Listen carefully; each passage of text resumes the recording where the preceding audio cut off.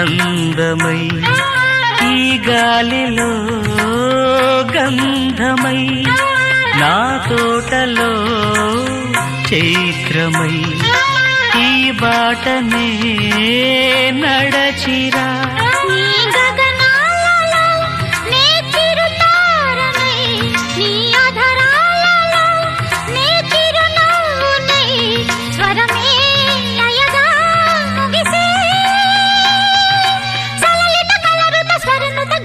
గమకము తెలియకని కీరవాణి చిలకల కలకల పాడలేదు వలపులే తెలుపగా ఇలా రాలిన పువ్వులు వెదజల్లిన తావుల అలికిడి ఎరుగని పిలుపుల అలిగిన మంజుల వాణి కీరవాణి.